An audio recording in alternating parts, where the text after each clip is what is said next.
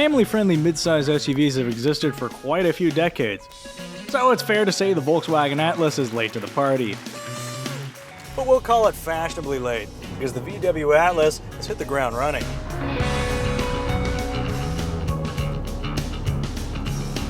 Shot in hulking, chiseled bodywork, the Atlas has a striking, maybe even macho vibe. Machismo aside, the Atlas is utterly civilized on the road. Key to that well-mannered demeanor is the steering. It's light, quick, and completely free of slack. But then there's the issue of placement. If you're over 6 feet tall, you're probably going to lower the seat. And when you do, the steering wheel's limited downward travel creates this awkwardly high steering position. We're not sure who's in charge of steering wheel adjustment, but we noticed the same issue in the Atlas's smaller Tiguan sibling. But beyond that, we really enjoy the way the Atlas behaves around town.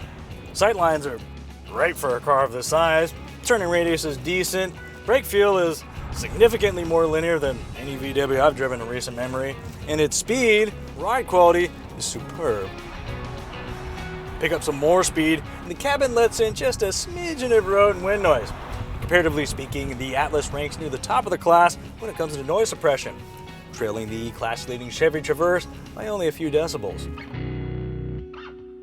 On the heels of all that praise come some negatives.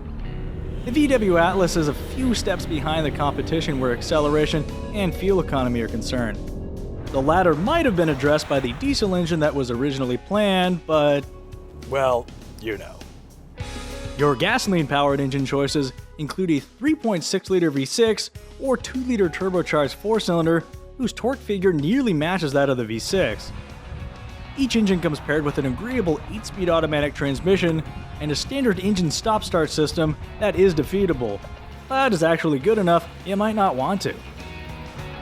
Front-wheel drive is standard, but for rugged types with active outdoorsy lifestyles, all-wheel drive is available, featuring this multi-mode terrain selector. For best fuel economy, the 4-cylinder is the play, but if you plan to tow, choose the V6, whose 5,000-pound max tow rating handily eclipses the 4-cylinder's 2,000-pound limit.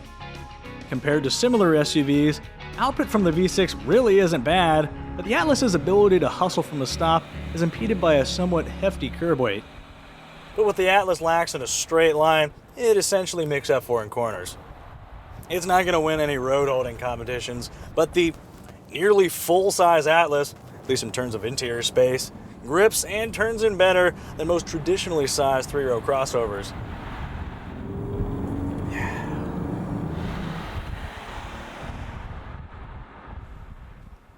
Speaking of size, the rear quarters are huge.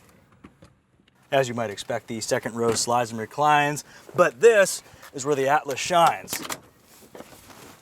I'm 5'11", he's 6'2", and we both have plenty of room to spare in our respective rows. Now I'm 6'3".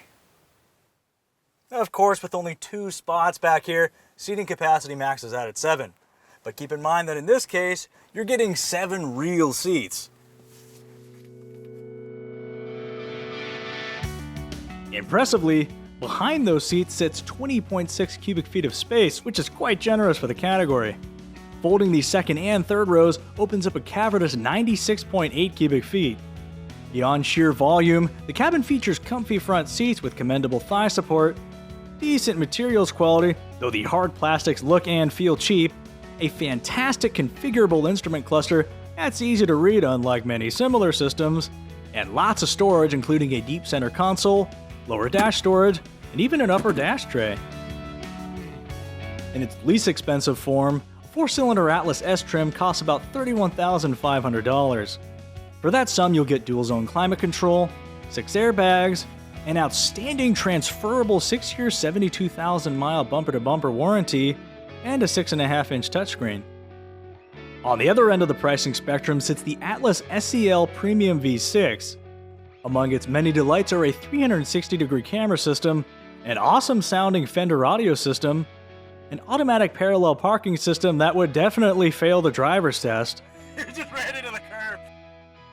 And this fantabulous Infotainment Center. What makes it so good? I'm glad you asked. For starters, the display is large and within arm's reach. Input responses are immediate. The icons are large and easy to see. It's got Android Auto and Apple CarPlay integration, proximity sensing, and these handy menu shortcuts. When mulling your midsize SUV purchase, it might be wise to also consider the well-regarded and generally excellent Honda Pilot, the fun and gorgeous but smallish Mazda CX-9, the comfortable and roomy Nissan Pathfinder, and the Toyota Highlander, which, unlike the Atlas, can be equipped with 8 seats. 8 comparatively cramped seats. Where resale values are concerned, Volkswagens have not traditionally fared well, and if the Atlas follows suit, that will have implications for its long-term cost to own. Residuals aside, the Atlas is an attractive choice right out of the gate. Drives like a midsize, but hauls like a full-size. Plus, it doesn't look like anything else in the category.